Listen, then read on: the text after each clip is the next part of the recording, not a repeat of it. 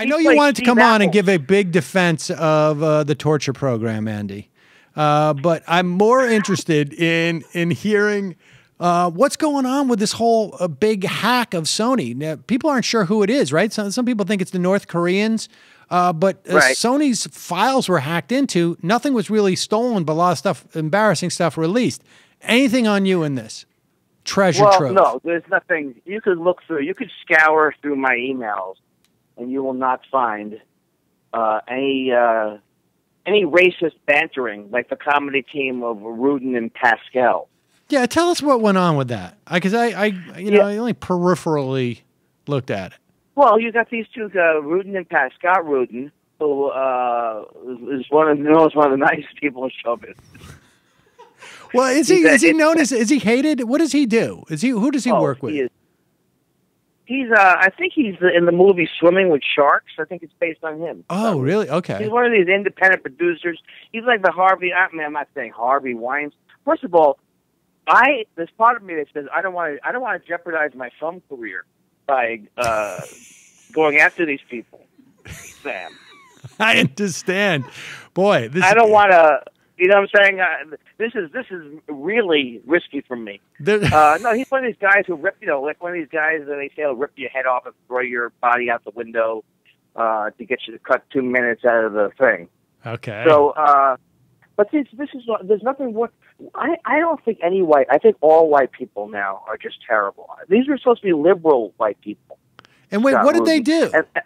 Well, what they're doing okay. So what happens is that. There's a big meeting out in L.A. that they're going to Jeffrey Katzenberg, some kind of breakfast. Okay. And look, I know that it's not exciting to have breakfast with Jeffrey Katzenberg. I've been there. I know how you feel. But then they start mocking Obama about because he's going to be at this breakfast, and they're going to say, and they go, well, should we ask him if he wants to produce any movies? And they go, oh no, but I bet he loves 12 Years a Slave. I bet he loves Django. I bet he loves Kevin Hart movies. They just worse. You know how Bill Maher, whenever he does Obama, it's Obama. It's like a black guy from the '60s, and Obama's back in the White House going, "Oh, look, hello there." You have Bill Maher. That sounds more like the 1860s. Being in the world plays off of stereotypes from. This is even worse. This is like they're saying, I know that you don't like Obama, Sam. Me?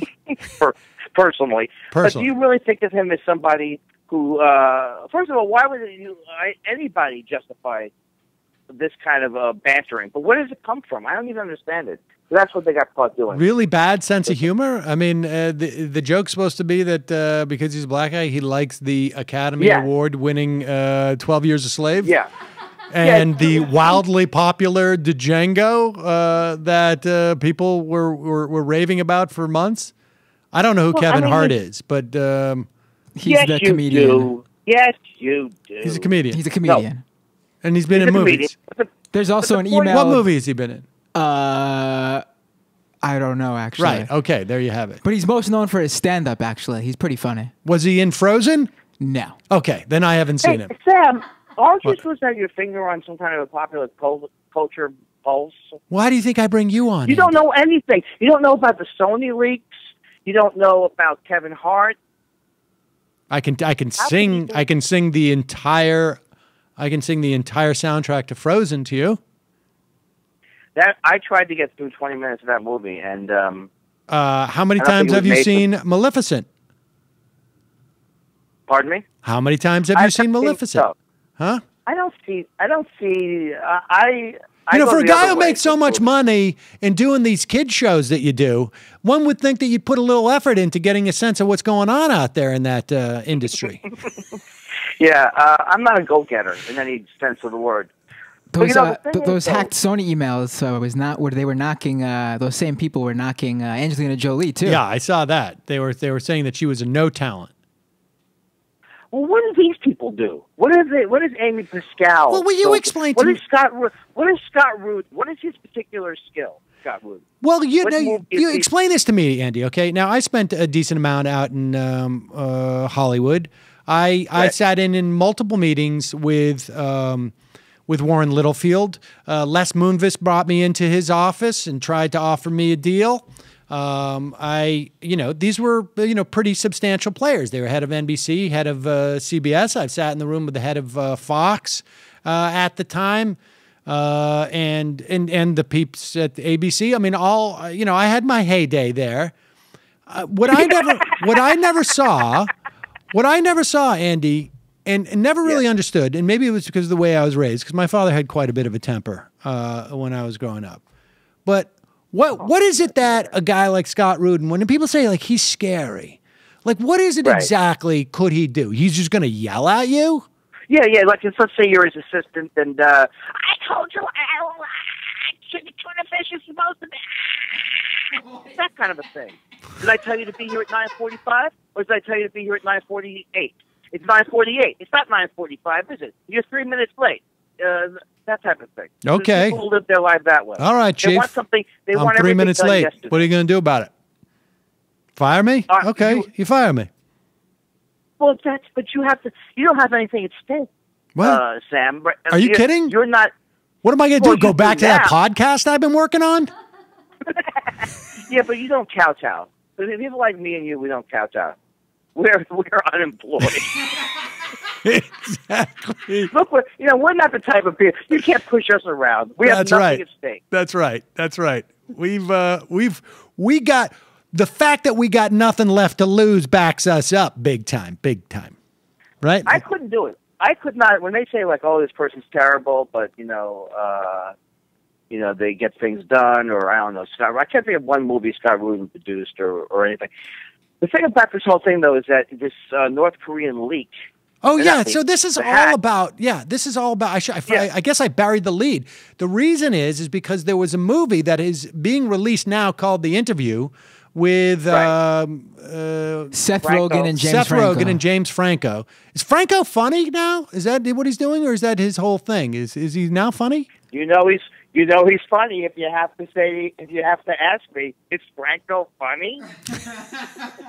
I don't know. I mean, the only thing I've seen him, I think he's a great actor. I just haven't seen him in a comedy. He became friends with like Seth Rogen and Judd Apatow, and so they basically put him in all the movies they could put him in. Oh, that's the key. I mean, that's the one thing, right, Andy? I mean, that's why your career is where it is, and that's why mine is where mine is that we're not social people, right? Right. That's true. I mean, that's true. Generally, you rub people the wrong way, and I do this. I'm the same way. And I think the only reason why we can maintain this relationship that you and I have is because it's completely at arm's length. We have never been in the same room together. Ever. It's a phone relationship, and it's a relationship only on your show. Right. It's got to be completely mediated by thousands of other people listening, and that's the only way we can get along. The main thing is that they need a smaller. I've always said this. They need a smaller stable of actors that they use for these comedy movies. I mean, is Jonah Hill, was he in a movie? How many movies coming out this weekend is Jonah Hill in? Because I'm not comfortable if Paul Rudd is not playing every role in a movie. That's all I'm saying. Haven't comedies, is it my imagination, or have comedies just become so, like, uninteresting? Everything is wacky. I mean, that's the whole thing. I mean, for this interview, it's like, okay, so maybe they hacked Sony, but it's worth it for this hard-hitting movie, The Interview. We needed to create an international incident so that James Franco and Seth Rogen could do this hilarious, so that somebody could play Kim Jong-un in a movie. This is, at least we went down for the right reasons. No, but don't you see how funny this is, though? Because it's clear, like, you know, as the writers were sitting around or whatever, the first draft of it was not North Korea, right? It was something that was like too hot to handle, right? It was probably like, Iran or something. And they were like, oh no, just do it North Korea. Nobody cares about North Korea. Nobody's going to stick up for North Korea. Yeah. That's why they had to redo the Wolverine movie. You know, what's that called? where they yell Wolverines. You know what it is? Red Dawn. Red Dawn. That's why they had to redo Red Dawn, right? Because they just tried to make it as sort of obtuse as possible. You know, they originally got Chinese actors, and they were wearing Chinese type clothing with the Chinese flag on it. And then in post, they basically turned them all into North Koreans because they realized they couldn't sell the movie in China. Because it's like, oh, North Korea, there's nobody sticking up for North Koreans. It's sort of like they're the you know, this decade's Amish, right? Where, you know, it's not like there's going to be any North Koreans. That was the big thing, right? Where comedians would always make fun of the Amish because they didn't have to worry that any Amish people would ever hear about it or something like that. Right, There was yeah. no, and It's so a safe area. so they write about North Koreans now, thinking like, what possible blowback could we get on this? Well, here's the thing too. Here's the quality. I haven't seen the movie, and I'm sure it's terrible. I appreciate And as you. always, why watch? Right. And then I judge now. Watch that. Here's one of the scenes in the movie. And they're like, we want you to go to Korea to take him out, Kim Jong-un. And they go, take him out, like to dinner. That's in the actual preview. Take him out. Oh, you mean like take him outside? No, we want you to kill him. And then the rest of the movie, road trip. Isn't that what the whole thing is? The wacky. Oh, did you see Kim Jong-un? And then I'm sure it's a very sensitive portrayal of a North Korean guy dipping into the. How is Jonah Hill going to be as Kim Jong-un in this movie? That's all I want to know. No, he's not playing Kim Jong.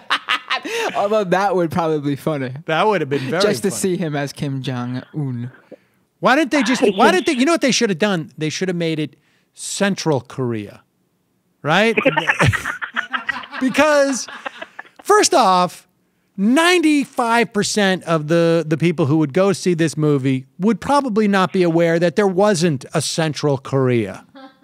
Right, exactly. Right? I mean, Who's you know, gonna go see this? how many people honestly who go into that movie even know that there's a North and South Korea or why it's North and South Korea? I mean, honestly. So they just call it Central Korea or just call it, you know, take one of the names from the board game Risk.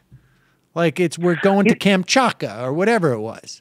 Well, you know, here's the problem, Sam. The problem is, why can't a movie be funny without it having to be some kind of wacky premise? Can't you just have two people talking? Someone says something funny, the other person tops them. It's over a meal. I mean, I grew up on these movies like Annie Hall and Manhattan. And these movies they were about something. Just Woody Allen movies you grew up on is what you're saying. Just two. Speaking of a huge variety of actors in those movies. Okay, Hannah and her sisters. I'm willing to expand it. I've seen it probably Danny Rose. Look, I'm not limited to one thing. Right. And there was all like, you know, it was not the same person over and over. I mean, it was the same person over and over again, but he would have the supporting cast changed every third or fourth or fifth movie.